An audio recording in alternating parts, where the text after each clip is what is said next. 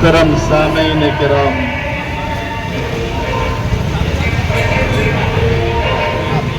ہندوستان کے آزادی کے 78واں سال آپ سب کو بہت بہت مبارک۔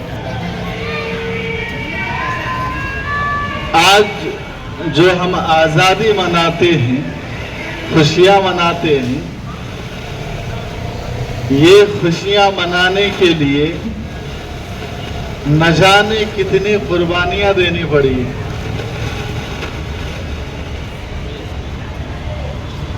کتنے سالوں تک آزادی کی لڑائی لڑی گئی ہے،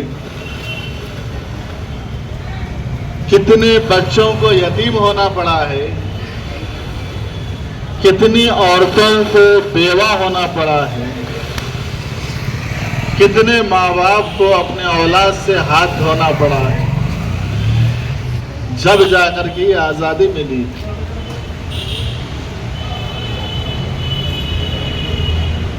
جنگ آزادی کے لیے سب سے زیادہ متحرک قوم مسلمان ہیں، سب سے زیادہ قربانیاں ہمارے آبا اور اجداد نے دی، سب سے زیادہ شہادت ہمارے لوگوں کو ہوئی، سب سے زیادہ نقصان ہمیں پہنچا ہے، سب سے زیادہ چوٹ ہم نے کھائی۔ بڑے بڑے علماء کرام کو سولی کے تختوں میں لٹکا دیا گیا جب جا کر کے آزادی ملی۔ لیکن آج ہم اپنے آزاد کرانے والے ہیرو کو بھول چکے ہیں، جنہوں نے اس ملک کے خاطر اپنے آپ کو فنا کر دیا، قربان کر دیا۔ سب کچھ انہوں نے قربان کر کے اس ملک کے آزادی کے لیے جو خوشخبری ہمیں دے کر کے گئے، وہ ہم خوشیاں تو مناتے ہیں لیکن ان کو بھول گئے۔ جنگ آزادی میں سب سے زیادہ ہمارے لوگ شہید ہوئے، اس کے ثبوت آج آپ کو انڈیا گیٹ میں سوتنتر سینانی کے روپ میں مل جائیں گے۔ وہاں پر سب سے زیادہ شہید ہمارے مسلمانوں کی لکھی ہوئی ہے، 1100 سے زیادہ۔ دوسرے نمبر پر سکھ حضرات، تیسرے نمبر پر ہندو حضرات۔ اس آزادی کے لیے چھوٹے سے لے کر بڑے حضرات تک متحرک علماء کرام درس و تدریس چھوڑ کر کے میدان جنگ میں تھے۔ حضرت مولانا حسین احمد مدنی رحمۃ اللہ علیہ یہ منبر رسول پر حدیث کی درس دیا کرتے تھے،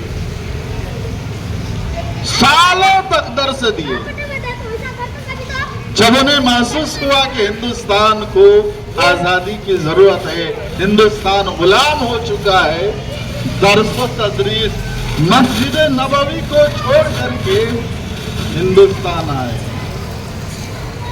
8 سال تک حضرت مولانا حسین احمد مدنی رحمۃ اللہ علیہ کو مالٹا کے جیل میں نظر بند کر کے رکھا گیا۔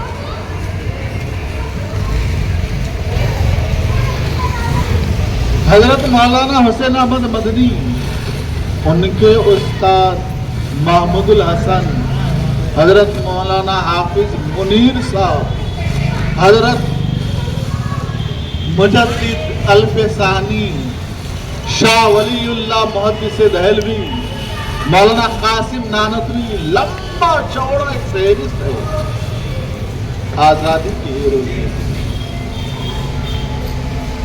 اور بہت ہیرو نے اپنے خون سے اس چمن کو سینچا ہے جس میں ہم آج آزادی کی سانس لے رہے ہیں۔ لیکن اس کے باوجود آج اور چند چیزوں میں آزادی کی ضرورت ہے۔ ہمارے اسلاف نے جو خواب دیکھا تھا آزاد بھارت میں ہمیں ساری چیزیں آزادی کے ساتھ ملیں گی، آج ویسے نہیں ہو رہا ہے۔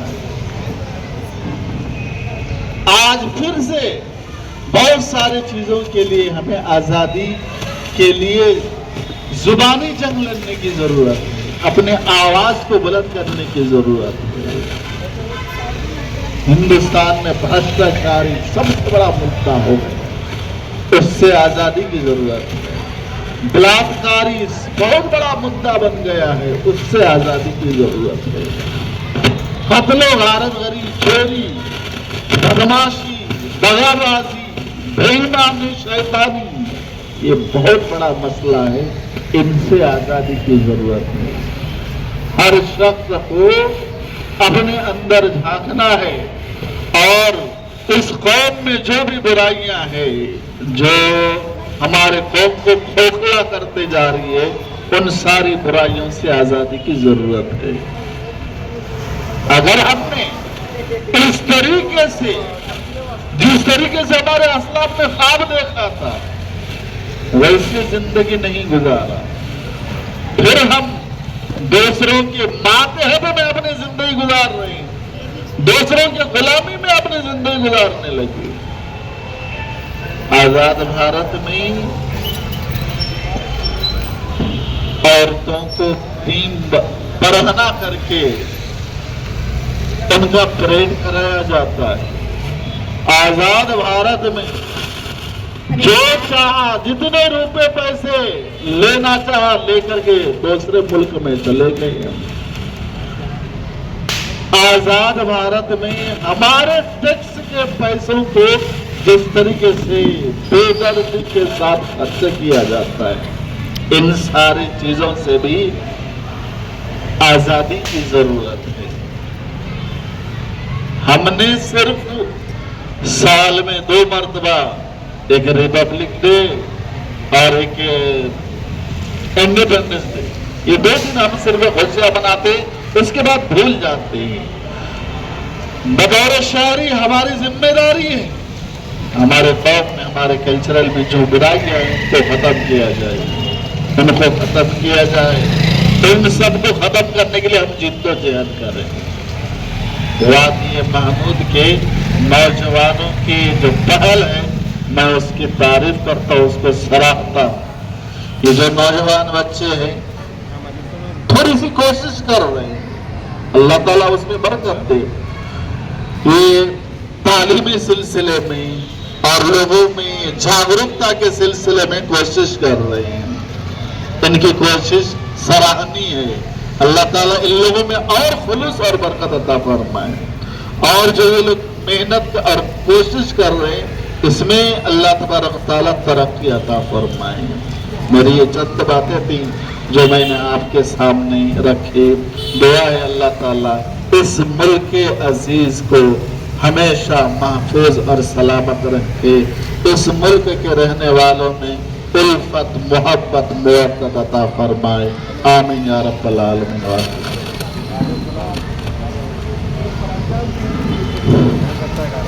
بسم اللہ الرحمن الرحیم۔ ہندوستان کی آزادی کی تاریخ کوئی 2-4 دن کی تاریخ نہیں ہے، بلکہ اس کے پیچھے ایک لمبی کہانی ہے اور کئی 100 سال کا طویل فاصلہ ہے، جس کو یہاں پر بیان کرنا ہمارے بس سے باہر ہے۔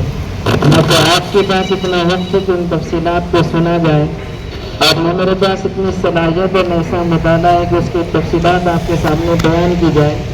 مختصر یہ کہ जो चीज खूबसूरत रहती है उस पर लोगों की नजर पड़ जाती है। जिस वक्त अंग्रेज इस मुल्क में आया था, ऐसा नहीं कि हिंदुस्तान ही एक ऐसा मुल्क था जो दुनिया के अंदर बच गया था, बल्कि हिंदुस्तान के अलावा कई ऐसे ममालिक थे जो दुनिया के नक्शे पर मौजूद था। तारीखी सवाल ये पैदा होता है कि अंग्रेज जैसा शातिर और मक्कार कौम पूरी दुनिया के ममालिक को छोड़कर हिंदुस्तान में क्यों आया और इसकी क्या वजह है। तारीख ये भी जवाब देती है कि इस वक्त दुनिया के अंदर जितने भी ममालिक आबाद थे, उन तमाम ममालिक में मईशत के एतबार से, माशियात के एतबार से, सियासत के एतबार से, कारोबारी के एतबार से, सनअतकारी के एतबार से, दस्तकारी के एतबार से, खाने पीने के एतबार से, काश्तकारी के एतबार से, ज़राअत के एतबार से, किसानकारी के एतबार से पूरी दुनिया के अंदर सबसे ज्यादा मजबूत तरीन मुल्क हिंदुस्तान को जाना जाता था।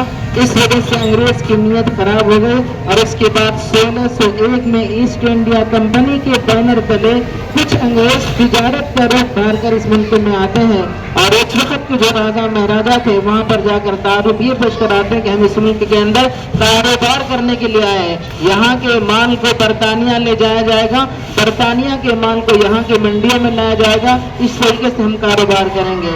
लेकिन लोगों को उनकी नीयत का पता नहीं चला। वो जमाना था औरंगजेब आलमगीर रहमतुल्लाह अलैह का। हज़रत औरंगजेब आलमगीर रहमतुल्लाह अलैह कोई मामूली हस्ती का नाम नहीं है। अल्लाह सुब्हानहू तआला ने इल्मी बसारत अता फरमाया था, ईमानी फहम फिरासत अता फरमाया था। उन्होंने अंग्रेज के चेहरे को देख करके दिल के इरादों को भांप लिया और अपने मुत्तबईन को, अपने मानने वालों को समझाया कि अंग्रेज से होशियार रहना है और इसके खिलाफ अभी से जिद्दोजहद करना शुरू कर देना है।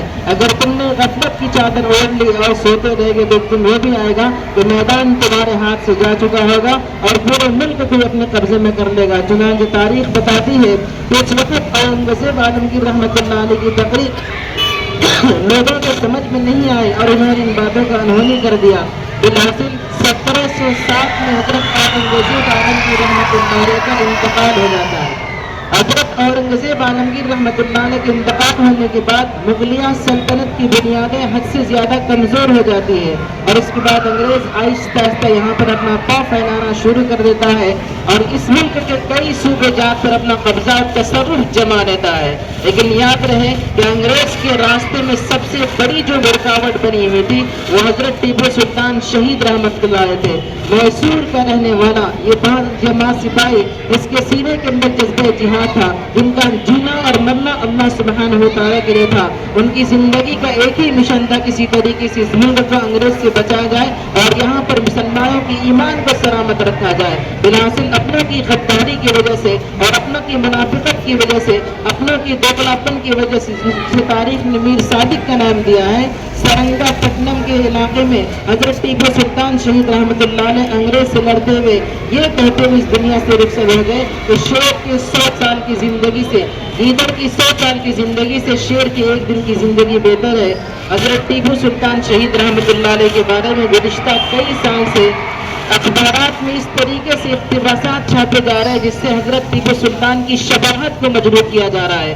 हजरत टीपू सुल्तान शहीद रहमतुल्लाह अलैह अल्लाह के वली थे, कामिलुल ईमान थे, कामिलुल इल्म थे। अल्लाह सुब्हानहू व तआला ने वो ईमानी फरासत अता फरमाया था, लेकिन इसके बावजूद यहाँ की दोगली मीडिया टीपू सुल्तान के बारे में गलत नजरियात पेश करके मुसलमानों के ज़हन और दिमाग से टीपू सुल्तान की अहमियत को घटाने की नापाक कोशिश करती है। इस तरीके से हजरत टीपू सुल्तान 1760 में या 1799 में हजरत टीपू सुल्तान शहीद रहमतुल्लाह ने शहीद कर दिया जाते हैं। उनके शहादत के बाद अंग्रेज का हौसला और बुलंद हो जाता है और उसके बाद हिंदुस्तान का जो कल्ब जाना जाता है, जिसको मरकजी सल्तनत कही जाती है, दिल्ली, वहां रुक करते हैं और 1803 में लाल किला के फसील पर चढ़कर हिंदुस्तान के झंडे को उतार कर अंग्रेज का झंडा फलहरा दिया जाता और उसके बाद ये ऐलान कर दिया जाता आज से हिंदुस्तान हमारा है, हिंदुस्तान के आईन और कवानीन हमारे इशारे पे काम करेगी, यहाँ की मईशत पर हमारा कब्जा होगा, यहाँ की सियासियात पर हमारा कब्जा होगा, यहाँ की तालीमी इदारों पर हमारा कब्जा होगा। अलगरज अंग्रेज ने खुल के اعلان کر دیا کہ آج سے ہندوستان ہمارا ہے۔ یہ زمانہ تھا جب مسلمان چاروں طرف ہندوستان میں انگریز کے خلاف جہاد کی کارروائی کر رہے تھے، اور اس وقت اس طریقے سے ہندوستان تباہ کن دوراہے پر جا چکا تھا۔ اس وقت شاہ ولی اللہ محدث دہلوی رحمۃ اللہ علیہ کے خانوادے، شاہ عبدالعزیز محدث دہلوی رحمۃ اللہ علیہ، سید احمد شہید رحمۃ اللہ علیہ، شاہ اسماعیل شہید رحمۃ اللہ علیہ، یہ جماعت تھے جنہوں نے انگریز سے آنکھوں میں آنکھیں ڈال کر بات کی، اور اس کے بعد اس کے خلاف علم بغاوت بلند کیا اور جہاد کا اعلان کر دیا۔ حضرت شاہ عبدالعزیز محدث دہلوی رحمۃ اللہ علیہ کے جہاد اور اس طرح کے فتویٰ یہ کوئی روایتی فتویٰ نہیں تھا۔ حضرت شاہ عبدالعزیز محدث دہلوی رحمۃ اللہ علیہ کی جہاد اور اس طریقے کے فتویٰ انگریز کو بڑا بھاری پڑا، اور ملک کے چپتے چپتے میں پھر سے ہندوستان کے مسلمان سکھ عیسائی 1857 میں مشترکہ پریل پر آ کر کے انگریز کے خلاف متحد ہو گئے۔ 1857 کی جنگ آزادی کے بعد انگریز کو سوچنا پڑا کہ جس قوم کو ہم نے غلام بنایا تھا، جن کے ہاتھ ہم نے کاٹ دیے تھے، جن کی زبانیں ہم نے گونگے کر دی تھی، آخر اس کے اندر یہ حوصلہ کیسے پیدا ہو گیا؟ جس قوم کو ہم نے گونگا کر دیا تھا، ہمارے سامنے ٹھہرنے کی سبق نہیں تھی، وہ قوم آج ہم سے آنکھیں ملا کر بات کرنے پر کیسے تیار ہو جاتی ہے؟ سوچنے سمجھنے کے بعد معلوم یہ ہوتا ہے اس کے پیچھے ہندوستان کی علماء کرام کی محنتیں ہیں۔ اس وجہ سے 1857 میں سب سے زیادہ ظلم کا نشانہ اگر کسی قوم کو بنایا گیا تو علماء کرام ہے۔ ہندوستان کے دلی کے اندر تقریباً 2 لاکھ مسلمانوں کو قتل کیا گیا ہے، اور ان 2 لاکھ مسلمانوں میں 51,000 صرف علماء کرام کی تعداد تھی جن کو پھانسی کے پھندے پر لٹکا دیا گیا ہے۔ 1857 کے بعد ہندوستان کی جنگ کی آزادی آگے بڑھتی ہے، اور اس کے بعد پھر ہندوستان کے اندر ایک ادارہ قائم کیا جاتا ہے، وہاں سے ایک ثبوت پیدا ہوتا ہے جس کو دنیا شیخ الہند کے نام سے جانتی ہے، اور وہ ایک تحریک چلا جس کو ریشمی رومال کا نام دیا جاتا ہے۔ یہ ریشمی رومال اگر کامیاب ہو جاتا تو آج ہندوستان کا نقشہ کچھ اور ہوتا، لیکن اپنوں کی غداری کی وجہ سے ریشمی رومال کی تحریک کا پردہ فاش ہو جاتا ہے، اور اس کے بعد 1915 میں شیخ الاسلام اور شیخ الہند رحمۃ اللہ علیہ کو گرفتار کر کے مالٹا کی کال کوٹھیوں میں ڈال دیا جاتا ہے۔ اس طریقے سے قافلہ آگے بڑھتا رہا، یہاں تک کہ 1947 میں 15 اگست کو ہمارا ملک آزاد ہو جاتا ہے۔ لیکن ہندوستان کی آزادی کے بعد موجودہ دور کی جو حکومتیں ہیں، ہندوستان کے مسلمانوں پر وہی انداز اپنا رہا ہے، وہی کھیل کھیلنے جا رہا ہے، وہی کردار چلا جا رہا ہے جو انگریز نے مسلمانوں پر کیا تھا۔ ہمارے حقوق ہم سے چھینے جا رہے ہیں، ہمارے ادارے ہم سے چھینے جا رہے ہیں، ہماری عبادت گاہیں ہم سے چھینے جا رہے ہیں، ہمارے پیروں تلے زمین کھینچی جا رہی ہے، لیکن اس کے باوجود ہم مسلمانوں کو احساس نہیں ہوتا۔ ایسے حالات میں ضرورت ہے کہ اپنی نئی نسل کو اکابرین امت کی شہادت کو یاد دلایا جائے، ان کی قربانیوں کو خراج عقیدت پیش کیا جائے۔ میں مبارکبادی پیش کرتا ہوں تمام حاضرین کو کہ اللہ سبحانہ و تعالیٰ نے آپ لوگوں کو موقع دیا اور ہندوستان کی آزادی کی فکر میں آپ لوگ شریک ہوئے۔ اللہ سبحانہ و تعالیٰ ایسی محفل میں بار بار شریک ہونے کی توفیق نصیب فرمائے۔ وآخر دعوانا الحمدللہ رب العالمین۔